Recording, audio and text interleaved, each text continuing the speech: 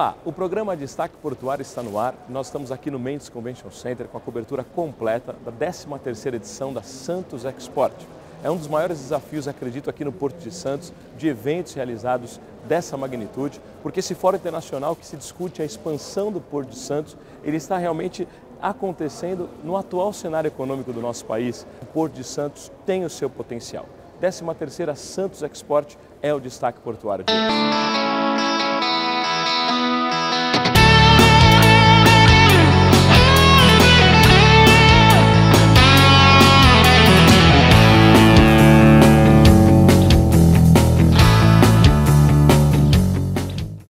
E a profundidade, sem dúvida nenhuma, é um dos fatores que implicam em vir para o hemisfério sul essa frota mais moderna.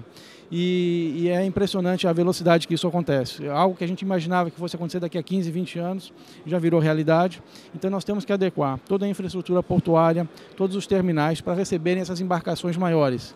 Embarcações maiores significam um nível de consignação maior, fretes menores, mais eficiência, então muito alinhado com o que a ANTAQ, o que a agência busca, que é a eficiência do setor portuário. Santos é um fenômeno, o Porto de Santos é um fenômeno, ele efetivamente está muito perto do centro produtor e do centro consumidor, daí então esse handicap logístico que o Porto oferece.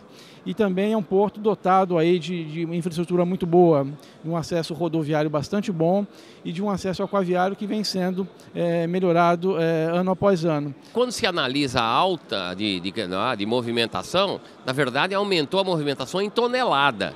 E esta tonelada foi representada por movimentação de commodities, de grãos, não é? De soja, de milho, de açúcar. E esse tipo de operação não tem grande envolvimento de mão de obra. A Codesp, como autoridade portuária, ela entra na discussão do acesso com muita força, porque o acesso, na verdade, é para todos, é para o condomínio todo.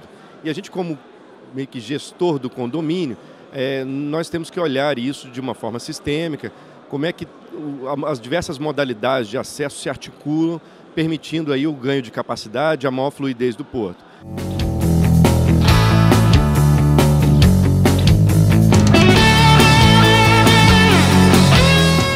O tema central do Santos Export esse ano são os acessos. E quando a gente fala de acesso, a gente não está falando só de acesso do porto, a gente está falando de acesso da cidade. Então é isso, porto e cidade se misturam bastante, né? Nós precisamos que o porto cresça, mas também nós precisamos cuidar dos impactos. Então, pela primeira vez, todo mundo deixou de cada um cuidar do seu lado, está todo mundo então embasado aí do mesmo espírito e vamos então tratar isso de uma forma conjunta. Já temos um acordo firmado para isso entre a autoridade portuária, os empresários e a prefeitura.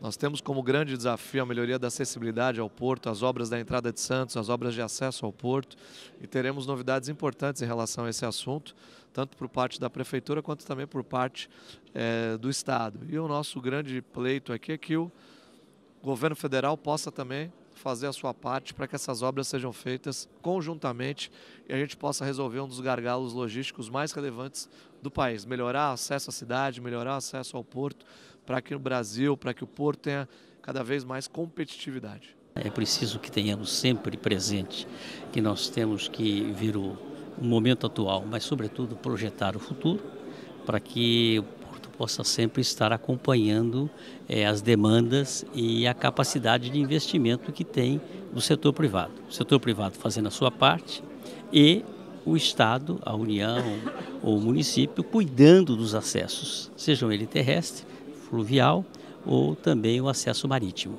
Nós já tivemos uma mudança radical no formato da Avenida Santos Dumont em relação ao acesso ao porto. Nós tínhamos um conflito entre as linhas férreas, com caminhões, com os veículos urbanos.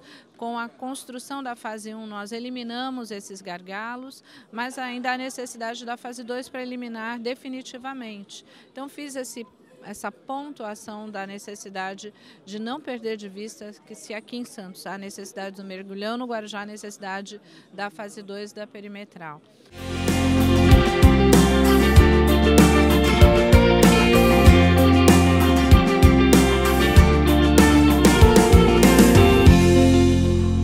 A gente chegou à conclusão que precisa unir os esforços para atrair cada vez mais carga.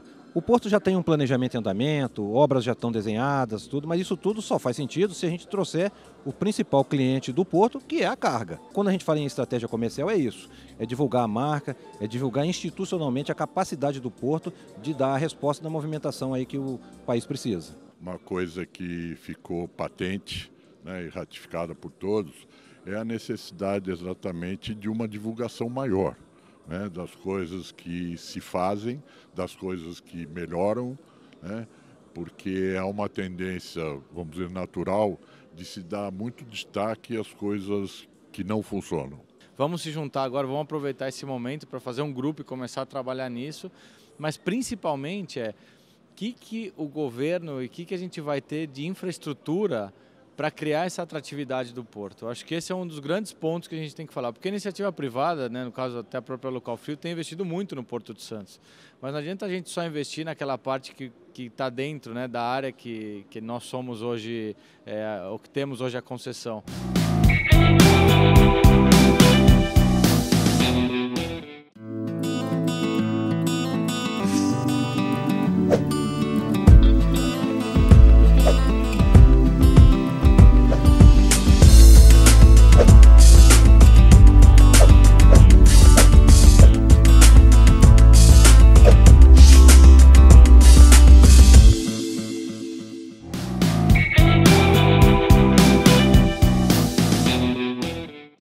O Porto de Santos é responsável por 25% da balança comercial do país e bateu recorde de movimentação no primeiro semestre de 2015. Foram mais de 55 milhões de toneladas. Mas, ao mesmo tempo, nesse cenário, encontramos algumas notícias de demissões que crescem no Porto de Santos. Notícias essas que muitas vezes assustam até pela situação econômica do país. E nós estamos aqui com o presidente da Companhia Docas do Estado de São Paulo, presidente do Porto de Santos, Angelino Caputo, que vai conversar um pouco com a gente sobre esse cenário, sobre essa atual situação do Porto de Santos. Angelino, obrigado por nos receber aqui no seu gabinete.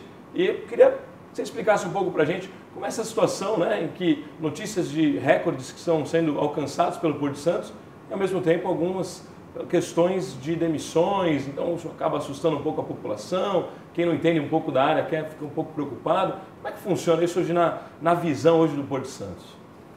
Bom, é um prazer estar aqui recebendo vocês aqui na sede da Codesp, né? O Porto de Santos ele passa por algumas transformações. Então nós tivemos recentemente a edição da nova Lei dos Portos, não tão recente assim, mas para uma atividade que movimenta grandes volumes, que as coisas são muito grandes, talvez 1 ano e meio, 2 anos seja pouco, até se acomodar numa nova legislação.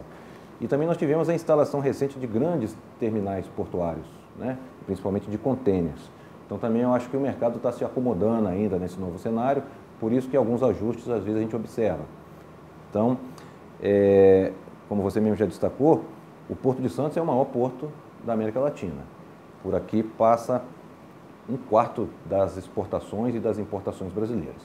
A gente fala 1/4 arredondando, hoje a gente está com 27,2%, um pouquinho mais do que 1/4.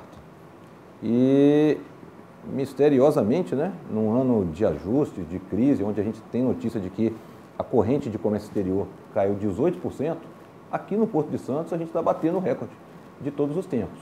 Eu já vi várias tentativas de tentar explicar por que isso está acontecendo e, na verdade, eu não consegui chegar a nenhuma conclusão assim. O fato é que a gente está bastante satisfeito com a nossa performance. A gente está 4,4% acima do movimento do ano passado, e ainda estamos 2,6% acima de 2013, que é o recorde de todos os tempos. Então, esse ano, pelo menos até o primeiro semestre, nós batemos o recorde, mesmo no tempo de crise. Presidente, você assumiu que a presidência no dia 24 de abril de 2014, um pouco mais de 1 ano e meio, né? A gente vem desenvolvendo aí todo esse trabalho. Você veio com um grande desafio, que é a nova regulação, né, do sistema portuário brasileiro, e focado na gestão e na modernização das autoridades portuárias. Fala um pouco para a gente esse início. Como é que você chegou aqui? O que você enfrentou? Quais foram os seus primeiros desafios sentando na cadeira de presidente aqui do Porto de Santos? Eu sou funcionário de carreira do Banco do Brasil. O Banco do Brasil é uma empresa pública que não tem medo da concorrência. Compete de igual para igual com seus pares do mercado privado. Então, ao mesmo tempo que o governo estava preocupado com os investimentos em infraestrutura, a Casa Civil se preocupou com a gestão. Falou, vamos trazer do Banco do Brasil alguém que consiga trazer para o setor portuário esta experiência de ser público e competitivo. Então, eu passei um período na Casa Civil formulando algumas propostas para a gestão, enquanto outros colegas meus tratavam da questão dos investimentos, da parte de obras, e terminada essa parte teórica, vamos dizer assim, então a ministra me convidou, sendo eu um técnico, né, para vir aqui no maior porto e colocar em prática aquelas ideias de gestão. Então eu assumi nesse contexto, de tentar fazer um salto no aspecto da modernização da gestão e também conduzir, é claro, as obras, para poder fortalecer o porto e deixar ele sendo público e competitivo. É uma chance que eu acho que é razoável, porque é muito estratégico para o país ter o porto público ainda atuando no setor, porque 92% das exportações e importações no país passa por portos. É muito estratégico para o governo ter ainda algum tipo de participação nesse setor, até como controlador e ente de equilíbrio desse mercado, né? Essa que é a missão, a empreitada que nós estamos fazendo aqui. Estamos conduzindo todas as obras, mas o pano de fundo, a parte que não aparece tanto, que é a parte de gestão, está a pleno vapor e a gente está num momento bastante importante agora, fazendo toda uma reestruturação da companhia, implantando novas práticas, e eu estou bastante satisfeito com os resultados, mesmo em 1 ano e 3 ou 4 meses que eu já estou aqui, né? Presidente, como é que está a aplicação dessas técnicas de modernização na gestão aqui da Companhia Docas do Estado de São Paulo? Como é que vem sendo realizado isso? Então, a modernização da gestão não é uma única ação. Pelo menos 6 ou 7 grandes mudanças foram feitas. A primeira foi a revisão de todo o estatuto da companhia, o modelo de governança. Na verdade, não valeu só para a Companhia Docas de São Paulo. Esse movimento ainda foi feito lá pela Casa Civil e nós modernizamos os estatutos das 7 companhias docas federais, né? Então, revisamos o processo decisório, a composição de membros da diretoria, toda a parte do estatuto, que é uma coisa bem empresarial. Outro movimento que nós fizemos, ainda a partir da Casa Civil e da CEP, do Ministério dos Portos, foi colocar metas para os dirigentes das companhias. Então, hoje a gente trabalha com 2 conjuntos de metas. Nós temos uma meta empresarial, que, se atingidas num determinado patamar, gera um bônus para os dirigentes no final do ano, que é mais ou menos equivalente ao PLR que é distribuído para os empregados. E temos um segundo conjunto de metas que define o salário mensal do dirigente. São metas de gestão. Trimestralmente, um conjunto de metas vem do Ministério para a gente desenvolver, por exemplo, avançar uma determinada obra, implantar um determinado sistema, alguma coisa mais leve.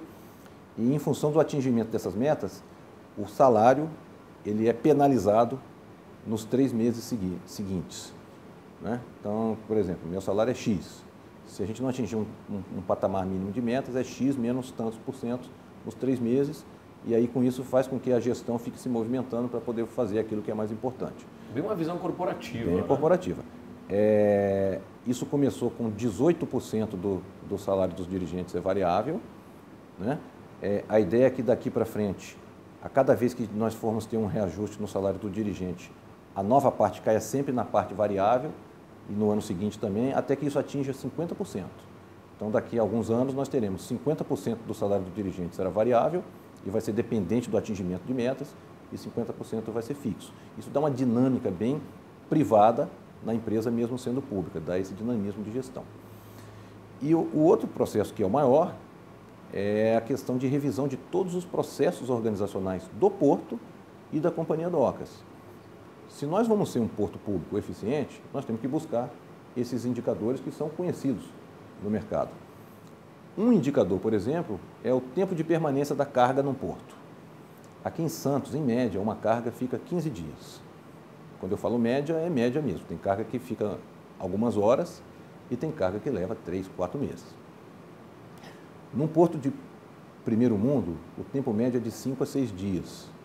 Isso é só um indicador. Nós ainda temos que ter segurança, respeito ao meio ambiente, custo, né? Mas estou dando só um exemplo para mostrar a oportunidade de melhoria que ainda tem. Então, com esse projeto, a gente vai tentar buscar esses níveis de performance e de desempenho compatíveis com os portos mais eficientes do mundo. Só voltando à questão do tempo, né? Se a gente não conseguir chegar nos 5, 6, mas tiver 7, 8 dias, já é um grande desempenho. E olha que interessante, quando a gente fala em melhorar o desempenho portuário, a gente pensa, vamos aumentar o cais, vamos aumentar a ferrovia, isso é importante também. Mas se eu reduzir de 15 para 7 dias e meio, teoricamente eu consigo movimentar o dobro de carga com o mesmo porto, sem fazer obra nenhuma. Agora, se além de melhorar processos, a gente também fizer obras de expansão, a gente aumenta muito mais essa capacidade. Então, não tem jeito de desassociar melhoria de gestão com investimento. Essas coisas têm que trabalhar juntas. O exemplo é um exemplo parecido com isso, que a gente já pode ver na prática, é a questão do engarrafamento de caminhões. Aqui em 2013, na safra de grãos, a gente tinha um engarrafamento de 50 quilômetros na via Anchieta. E alguém falou, a via está engargalada, não tem jeito, tem que duplicar, tem que triplicar. Nós só colocando inteligência no processo, agendando a chegada de caminhões, nós eliminamos as filas. Agora, é claro que a Anchieta sozinha, daqui a mais alguns anos, não vai dar conta de escoar toda a safra, todo o movimento do porto. Mas se a gente atuar sempre conciliando gestão com aumento de infraestrutura, o resultado sempre é melhor, é mais eficiência. É isso que vai garantir que o porto seja público e seja competitivo. É a produtividade desenvolvida no mesmo processo, só que em menos tempo. Isso. Né? O que eu sempre falo é assim, é muito comum a gente participar até de entrevistas, né? E o pessoal, quais são as obras? Quais são as obras? E deixar um pouco de lado essa questão da gestão. Às vezes não é percebido como é tão importante quanto fazer a obra, colocar processo, colocar inteligência, colocar dinamismo na gestão do funcionamento do porto, e que é a principal missão que eu vim desempenhar aqui no porto, quando eu fui convidado para trazer essa modernização. Desses 8 portos que foram visitados, até uma questão de benchmark, né, de pegar a informação lá para trazer para cá, o que mais chamou a atenção nesse processo de modernização, de melhoria na gestão? O que mais chamou a atenção que era bem desenvolvido lá fora e que a gente ainda não consegue ou não conseguia desenvolver aqui no Brasil? Foram 8 portos em vários continentes, então cada um tinha a sua particularidade. Eu particularmente não participei dessa fase das visitas, né? A equipe minha que foi junto com a consultoria. Uhum. Mas, por exemplo, o próprio processo de arrendamento, que aqui é feito por licitação, tem portos que tem área sobrando, então o operador chega lá e escolhe qual é a área que ele quer fazer. Tem coisas que são feitas que a nossa legislação não permite. Então, esse tipo de experiência não dá para aproveitar, né? A gente tem que fazer uma tropicalização desses processos. Mas nós vimos muita automação em processo de liberação de cargas, por exemplo, que pode ser implantado aqui. A questão do VTMS, que é a sinalização o controle da navegação dos navios, é como se fosse uma torre de controle de um aeroporto, só que bem mais sofisticada, né? Incluindo a parte meteorológica, controle de marés, uma base de dados acumulada para a gente poder tomar decisão empresarial em função do histórico dos navios que frequentam o porto, que em outros lugares já está bastante adiantado e funcionando, e aqui nós estamos implantando agora, mas já mostra que, olha, estamos no caminho certo. Então, vários aspectos, são 66 processos e mais algumas outras experiências, e muita coisa foi aproveitada da visita, sim, do benchmark internacional. Fala um pouco do presidente, Angelino Caputo. Quem é o homem, Angelino Caputo, hoje, na sua trajetória profissional, na sua trajetória de vida, como família, sua própria atividade, sua história? Quem é o Angelino Caputo? Bom, eu sou nascido em Goiânia, criado em Brasília, tenho 51 anos de idade, casado, 2 filhos, sou engenheiro eletricista, formado pela Universidade de Brasília, e desenvolvi minha carreira na área de tecnologia do Banco do Brasil. Durante a minha carreira, eu fiz algumas saídas do Banco do Brasil para algumas experiências. Por exemplo, eu já tive minha própria empresa de alta tecnologia numa incubadora da universidade. Eu já trabalhei como regulador do mercado de comunicações por satélites na Anatel. Eu já trabalhei em 2 empresas privadas, uma fábrica de equipamento de telecomunicações e uma indústria de automação industrial, uma empresa de automação industrial fazia sistemas de controle e teste para locomotivas, para autorrádios, né? E no Banco do Brasil, no final, nos 2 últimos anos, eu trabalhei na área de clientes do banco. Então, eu fui tendo uma carreira técnica, fui virando gerente, depois virei executivo. E no final, quando você é executivo, você acaba sendo executivo de qualquer coisa. Fica mais forte na experiência de gestão do que ficar na bancada ali, mexendo no equipamento. Então, eu ajudei na parte dessa estratégia que o Banco do Brasil fez de redução dos juros, que foi uns 3, 4 anos atrás, que a gente viu uma propaganda na televisão lá com o Reinaldo Gianecchini, né, que é o Bom para Todos. Isso me deu uma experiência no trato das questões de marketing, na questão de abordagem de clientes mesmo.